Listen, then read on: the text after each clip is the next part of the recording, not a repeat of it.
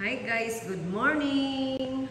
Ang oras natin ngayon ay nasa 7 o'clock. Gawali siya ng sahig, so ako na lang nag-arrange. Binago namin yung arrangement ng aming house. Dati dito ko nilagay yung upuan sa may salamin. Ngayon, nitry ko dyan. Ang ganda pala dyan ilagay. So, nibago ko yung arrangement para mas malawak ang aming pagzumbahan. Magzuzumba kami guys. So, para may malaking space dyan. So, yan yung design kong bulaklak. Ang ganda pa naman ng halaman na to.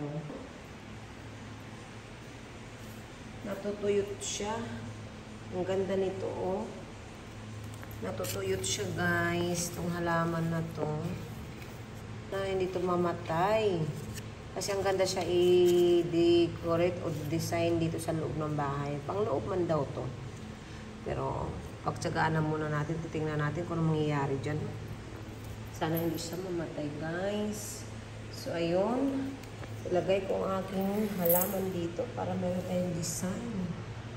Ayan. So dito ko ilagay siya. Ayan. Ito rin dito.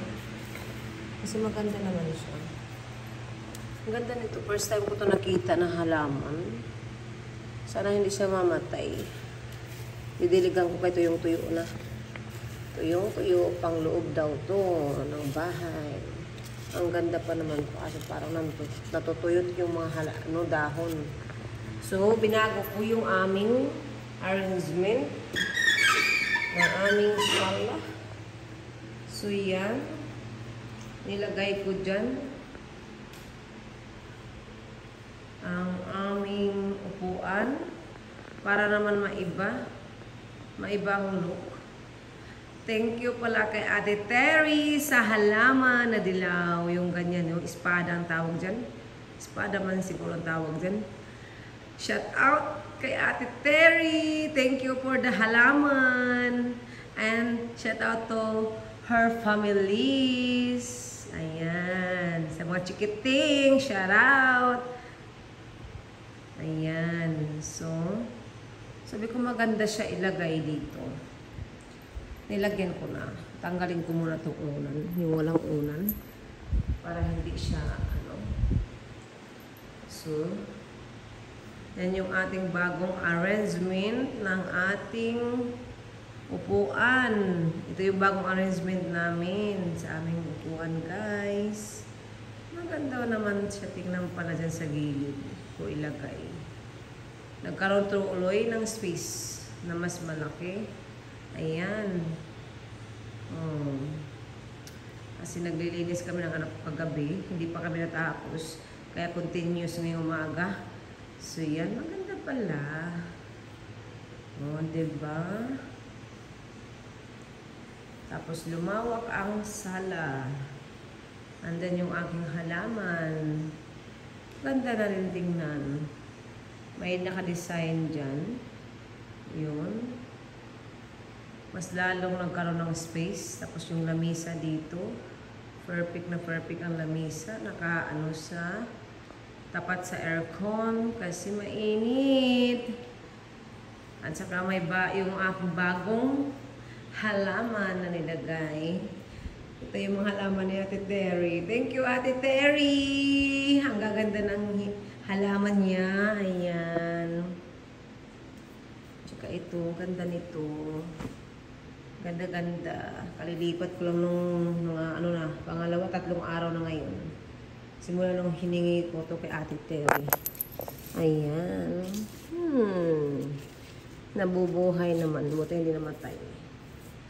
Ayan, ang ganda. So, yan. Tapos ito naman, may halaman ako dito na dati pa. Maganda rin to. Sana dumami to. Maganda rin dito halaman na to. Pero nilagyan ko na ng ganito. Kasi hindi ko ito ilagay sa labas kasi mamamatay ito. Sa loob baka mabuhay siya. Ang loob man siguro to. So, yan. At ito ay maganda. Ayan, ganda nito pag lumaki. Maganda to ikakalat pag dumami. Ayan, magandang halaman yan. Hindi ko lang alam ang mga pangalan. At saka ito, ayan, nagbago na siya ng dahon. Didilikan ko na naman, no? Tuyo na naman. Kailangan nila ng tubig, kailangan pa inumin. Kaya kakadidig ko lang, tuyo na naman. So yan guys, ang aking bagong halaman. Mas bagay siya dyan. Ayan, diba? Aming Christmas tree. Hanggang ngayon buhay pa rin. Simula nung kinabit ko yan siya guys. Hindi ko yan tinanggal. Ganun ako pag nag-decorate. Kasi bagay lang siya dyan sa gilid. Kasi pag tatanggalin ko din naman yan siya, pangit. Pag wala yung Christmas tree. Kasi yan yung nagdadala ng ano dyan. So hindi ko na siya tinatanggal. Ang ginagawa ko ngayon, nag-iipon ako ng aking pangregalo sa chikiting ko. Para naman pagdating ng Pasko, meron silang regalo. Yung mga box na malalaki dyan, wala pang laman. Kasi lalagyan ko yun ng regalo. Yung dalawa, may mga laman naman. So, yan. Habang malayo pa, mag-iipon na ako ng pangregalo ko sa pangregalo. Para hindi tayo mabigla pagdating ng Pasko. So, yan. Buti ka mo kahit paano nakapaglinis na ako. Tinulungan ako ng aking chikiting. Diba? Ayan. Dito malinis na sa may pinto. Ang kusina ko, yung ayusin ko pa. Kaya di pa nangaligpit ang mga hinugasan. Kaya hindi ko muna siya isali kaya magulo pa ang ating kusina. So, yan. Yan ako itong halaman na palangga. Ganda nito. Ganda-ganda niyan. Ayan. So, yun ang ating ngayon. Saka, mas malawak. At saka, ang ganda ng aking halaman dito sa gitna. Meron akong take na mga frutas, may nakalagay pa na ampalaya, may gulay pa. Ayan. Lang. Simple lang. Tapos ang aking halaman, tunay yan guys. Ang ganda na, nabuhay na siya. Para siyang fake. Ang ganda na nila. Ang ganda na, nabubuhay na sila.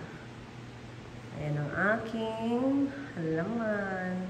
Mahilig ako maglagay ng tunay na halaman sa gitna ng lamesa para may abubot, design. Hindi natin kailangan bumili ng mamahalin. So, ayan. Thank you for watching guys. So, yun ang aking ginagawa. Hindi pa ako tapos. May maglilinis pa ako. Tapusin ang dapat tapusin. So yun guys, thank you for watching. Shout out everyone. Hindi ko na kayo isa-isahin.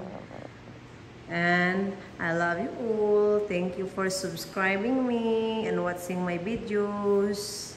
Take care all of you out there. And God bless. Bye.